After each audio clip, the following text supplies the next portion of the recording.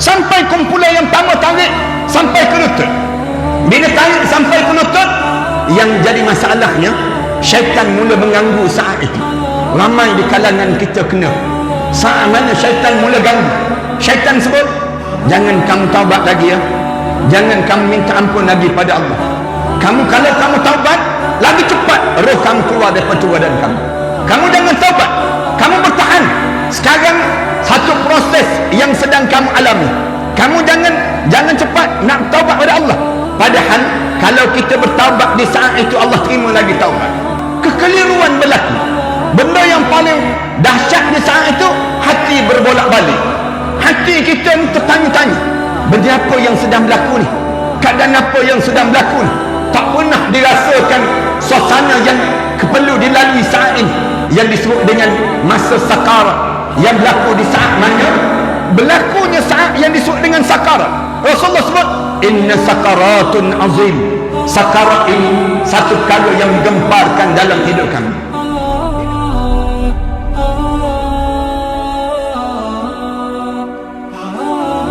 Nak sebutnya tentang mengenai dalam hidup kita ni, ramai orang kita ni jenis hidup dalam keadaan yang tak buat persiapan. Tak buat persiapan sebelum daripada dia dipanggil menghadap depan Allah. Lalu bila dia dipanggil menghadap di hadapan Allah, ramai di kalangan kita mula menyesal. Dalam Al-Quran Karim, Allah cerita menyesal ni akan datang pada kita ni bila? Bila akan berlakunya penyesalan? Ada 3 kali besar waktu mana, saat mana kita mula nak dipanggil menghadap depan Allah, timbul penyesalan demi penyesalan pada kita. Bila menyesal kali yang pertama berdasar pada Al-Quran Karim cerita, bila saat mana hijab mata kita mula dibuka. Ini di antara tanda besar kematian akan berlaku. Allah bagi tanda-tanda. Orang nak mati ni, Allah tak matikan dia begitu saja. Tak, bahkan Allah bagi tanda-tanda. Rasulullah sallallahu alaihi wasallam sebut, bila kamu kena penyakit, itu tanda kematian akan berlaku. Bila rambut kamu dah mula beruban, itu tanda kematian akan berlaku dalam diri kamu. Tanda lagi yang paling dekat dengan diri kamu, bila umur kamu 60 tahun, itu tanda kematian akan berlaku dalam hidup kamu. Bila lagi tanda yang besar saat kita mati nanti yang akan berlaku, ialah salah satunya hijab mata kita mula dibuka. Bila hijab mata kita mula dibuka, kita mula nampak alam malakut. Bila nampak saja alam malakut, saat itu malaikat mula turun berduyun-duyun. Malaikat mula datang berdiri depan muka kita. Sama ada 2 je malaikat. Malaikat yang berwajah dalam keadaan jernih, putih, ataupun malaikat yang warna hitam dalam keadaan menakutkan, datang mula berdiri depan muka kita. Orang mukmin kala mana, mudah-mudahan semua yang hadir pada malam ni di kalangan orang mukmin, bila orang mukmin saja malaikat datang, malaikat akan bagi salam. Bahkan malaikat akan panggil dengan kalimah yang paling tenang, ya ayyatuhan nafsul mutmainnah irji'i ila rabbiki radiyatan mardiyah. Wahai jiwa yang tenang, baliklah balik. Sekarang masa kamu dipanggil pulang, radiyatan mardiyah, dalam keadaan Allah redha pada kamu dan kamu redha dengan ketentuan Allah. Fadkhuli fi ibadi wadkhuli jannati. Ini panggilan yang pertama bagi orang mukmin. Ataupun dengar lagi panggilan malaikat panggil. Malaikat akan sebut apa dia? Alla takhafu wa la tahzanu. Malaikat sebut pada orang mukmin, kamu jangan takut ya, jangan kamu rasa bimbang. Wa la tahzanu wa abshiru bil jannati allati kuntum tu'adun. Kabar gembira pada kamu terhadap syurga yang telah dijanjikan oleh Allah pada kamu. Ni orang mukmin. Orang mukmin ni bila sebut saja begitu, malaikat mula masuk terus. Mudah-mudahan insya-Allah kita dalam perjalanan saat itu. Orang yang tidak mukmin, bila berdiri saja malaikat depan muka dia, malaikat mula sebut. Malaikat sebut terus, wahai anak Adam, aku cari sedikit air untuk kamu telan, sudah tidak ada. Aku cari sepatah kataan yang keluar daripada mulut kamu, sudah tidak ada. Aku cari rezeki kamu, sudah tidak ada. Aku cari, semua sudah tidak ada. Wahai roh, sila keluar daripada jasad ini. Tatkala mana sebut saja begitu, malaikat terus masuk terus. Nauzubillah min dzalik. Waktu mana malaikat mulai masuk, malaikat umum terus. Malaikat sebut, waja'at sakratul maut bil haqq zalika ma kunta minhu tahid. Telah datang saat sakaratul maut yang penuh dengan kebenaran. Inilah masa yang sering kali kamu lari-larikan diri sepanjang kamu hidup di atas dunia. Kalau itu, kalau mana malaikat umum saja begitu, tiba-tiba terkeluar daripada mulut masing-masing. Mulut manusia-manusia yang enggan mentaati perintah Allah. Orang yang tak semayang, orang yang tak tutup aurat, orang yang hidup lawan syariat, mulut dia sebut terus. Dia sebut pada malaikat, laula akhartani ila ajalin qarib. Malaikat, boleh tak tangguh sekejap? Jangan bagi mati lagi malaikat. Jangan bagi mati lagi malaikat. Kenapa jangan bagi mati? Fa as-saddaqa. Sekarang juga aku nak bersedekah di jalan Allah. Wa akun minas salihin. Sekarang juga aku nak menjadi hamba Allah yang saleh. Malaikat jawab terus, walan yu'akhirallahu nafsan iza jaa ajaluha wallahu khabirun bima ta'malun. Allah tak tangguh dah nyawa-nyawa setiap manusia yang bila sampai ajal padanya. Wallahu khabirun bima ta'malun. Allah tahu fi'il perangai apa yang kamu akan lakukan dalam hidup kamu jika ditangguh kematian pada diri kamu. Saat tersebut, bila sebut saja begitu, mereka masuk terus ke hujung kaki. Bermula daripada hujung kaki, mula digentak, tarik turun, mula roh kita ni mula ditarik. Dalam kitab Imam Ghazali di sebalik tabir kematian disebut bila nak berlaku kematian ni, ditarik roh ni daripada bawah tumit tu, sup naik ke atas, kemudian dihempas turun kembali ke bawah. Bila dihempas kembali, bagaikan nak pecah tumit ni. Tumit ni rasa bagaikan nak pecah. Di saat mana turun saja, kemudian mula ditekan daripada bawah, terus naik sampai ke lutut terus. Ni kali yang pertama dalam keadaan yang manusia tak bersiap menghadap depan Allah. Sampai kumpulan yang pertama tarik sampai ke lutut. Bila tarik sampai ke lutut, yang jadi masalahnya, syaitan mula mengganggu saat itu. Ramai di kalangan kita kena. Saat mana syaitan mula ganggu, syaitan sebut, jangan kamu taubat lagi ya, jangan kamu minta ampun lagi pada Allah. Kalau kamu taubat, lagi cepat roh kamu keluar daripada badan kamu. Kamu jangan taubat, kamu bertahan. Sekarang satu proses yang sedang kamu alami. Kamu jangan cepat nak taubat pada Allah. Padahal kalau kita bertaubat di saat itu, Allah terima lagi taubat. Tapi degilnya hidup ini, oleh kerana tololnya kita ni, degilnya dalam hidup ni, sampai peringkat tak nak taubat. Orang kita ni kan, waktu mana roh berada elok-elok sekarang ni, bukan roh sampai di lutut lagi pun tak bertaubat. Ni kalau berada dekat hujung kaki, kemudian ditarik naik sampai ke lutut, baru nak taubat, lagi tak bertaubat, lagi susah nak taubat. Kekeliruan berlaku. Benda yang paling dahsyat di saat itu, hati berbolak-balik. Hati kita ni tertanya-tanya, benda apa yang sedang berlaku ni, keadaan apa yang sedang berlaku ni. Tak pernah dirasakan suasana yang perlu dilalui saat ini, yang disebut dengan masa sakarat, yang berlaku di saat mana berlakunya saat yang disebut dengan sakarat. Rasulullah sebut, inna sakaratun azim. Sakarat ini satu perkara yang menggemparkan dalam hidup kami. Bila tanya Rasulullah, bagaimana sakit saat itu ya Rasulullah? Rasulullah sebut, tak boleh nak dibayang rasa sakit ini.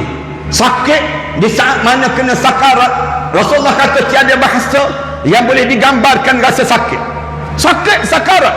Bila sahabat tanya lagi Rasulullah, ya Rasulullah, bagaimana sakit saat itu ya Rasulullah? Rasulullah sallallahu alaihi wasallam sebut, Rasulullah sallallahu alaihi wasallam sebut, bagaikan badan kami dicampak ke pohon yang berduri, melekat di pohon berduri, digentak turun ke bawah.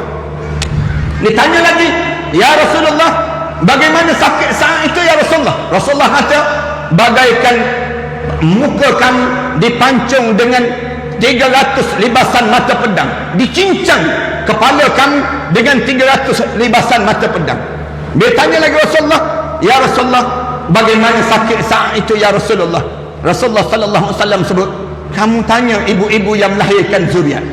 Saat mana dia menegan nak keluarkan zuriat itu, Rasulullah sallallahu alaihi wasallam sebut, dia tekan dengan habis perasaan pada diri dia, berpeluh tubuh badan dia, mengucur keringat-keringat yang keluar daripada tubuh badan dia, bergoyang tangan dia nak meneran keluar itu, sakit, tangan kaki dia pucat, tubuh badan dia pucat, menggigil tubuh badan seorang ibu untuk melahirkan seorang bayi yang keluar daripada tubuh badan dia.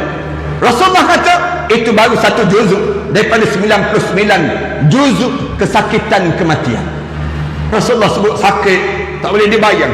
Sayyidatina Aisyah radhiyallahu anha kala mana Rasulullah sallallahu alaihi wasallam melalui saat sakarat, Rasulullah melalui saat sakarat itu, Aisyah tengok tangan Rasulullah bergerak. Tangan Rasulullah elok-elok yang duduk atas perut ni tiba-tiba terbuka, kemudian bergerak. Tangan Rasulullah mencari sesuatu. Bila mencari, bagaikan mencari sesuatu tersebut, Aisyah tengok tangan Rasulullah bergerak ini, lalu Aisyah ambil bekas air Rasulullah, dia letakkan dekat dengan tangan Rasulullah. Rasulullah tengok tangan ada bekas air tu, Rasulullah celup tangan Rasulullah. Bila Rasulullah celup tangan Rasulullah, Rasulullah angkat tangan Rasulullah, Rasulullah mula sapu muka Rasulullah. Rasulullah sebut la ilaha illa anta Allahumma a'inni ala sakaratil maut. Tidak ada Tuhan melainkan kamu ya Allah. Ya Allah, bantulah aku melalui sakaratul maut ini ya Allah. Aisyah radhiyallahu anha kata, bila aku lihat Rasulullah berlalu dalam keadaan demikian, aku tak bayangkan satu suasana yang lebih ringan dalam hidup aku dibandingkan dengan apa yang dilalui oleh Rasulullah sallallahu alaihi wasallam. Rasulullah sallallahu alaihi wasallam melalui saat demikian, tarik, bila sampai saja ke lutut, masuk kumpulan yang kedua, tarik daripada lutut, tarik lagi, direntak sampai di pinggang kita. Saya nak sebut pada ayah-ayah, ibu-ibu ataupun semua jemaah yang hadir, kalau kalian ada masa, tolong datang ke masjid ataupun dalam kuliah, mana-mana kuliah, tolong belajar macam mana nak lalui masa sakaratul maut. Jangan tak belajar. Orang kita nak ambil lesen kereta pun belajar.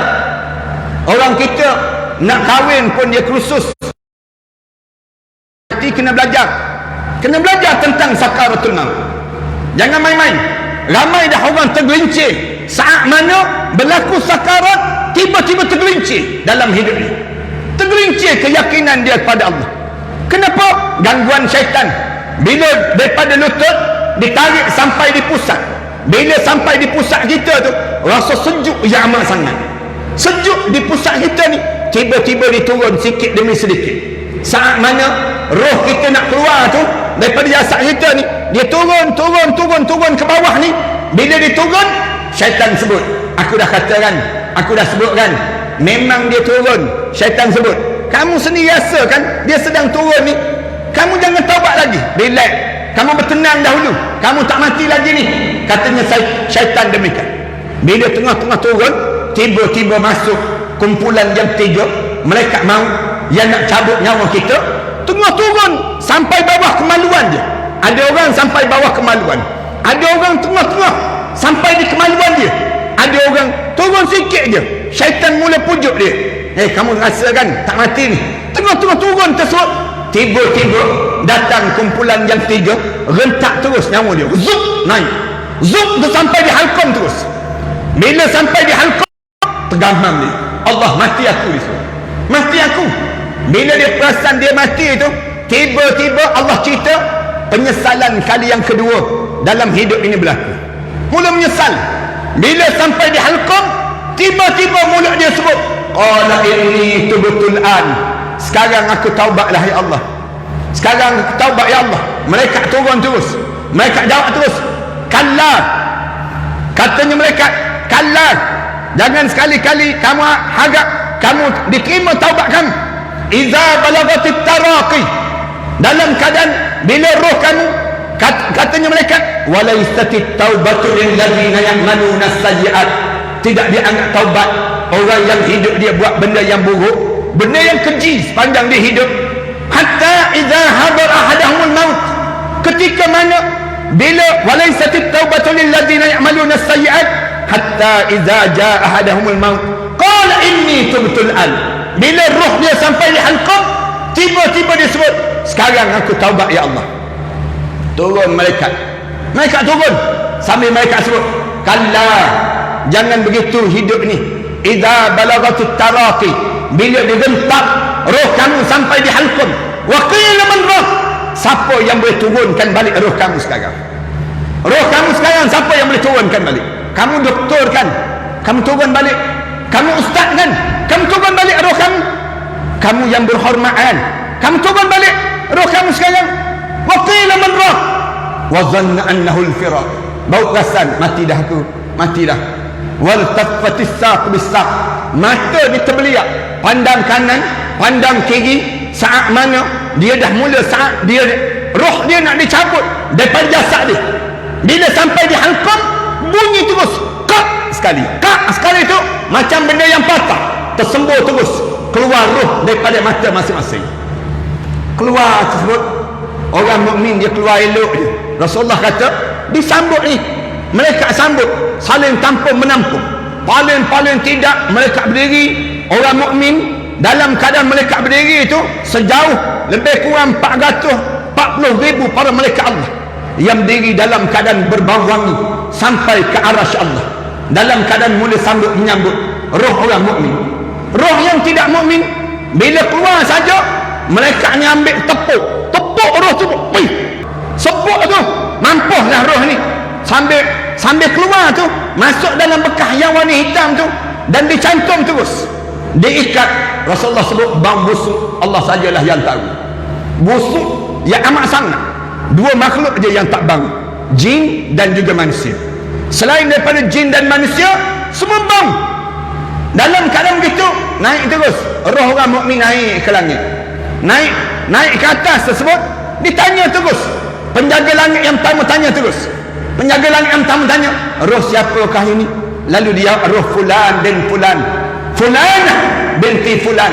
Lalu penjaga langit yang pertama sebut, beruntunglah dia hidup dalam keadaan saleh dan mati dalam keadaan saleh. Buka, katanya penjaga langit yang pertama sebut, buka. Bila suruh buka tu, naik langit yang kedua, langit yang ketiga, sampai menghadap depan Allah. Kedengaran di arasy Allah sebut, tentukan dia dalam syurga Illiyin. Mudah-mudahan kita semualah insya-Allah. Bila sebut syurga Illiyin tu, turun terus, berdiri terus di hujung kepala masing-masing.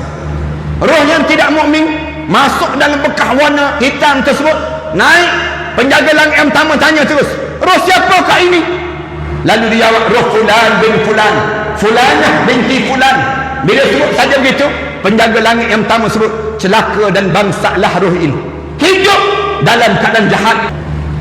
Bila begitu terawam-awam, sehingga kedengaran di arasy Allah sebut, tentukan dia dalam neraka sijin. Bila sebut neraka sijin tu, turun terus, berdiri terus di hujung kepala masing-masing. Mula nampak siapa yang datang nak mandikan jenazah kita. Kita mula rasa saat mana orang buka butang baju kita. Kita mula rasa saat mana orang usung jenazah kita nak dibawa sampai ke perkuburan. Kita sebut pada pemandi jenazah kita, perlahan-lahan sakit mati tadi belum habis lagi.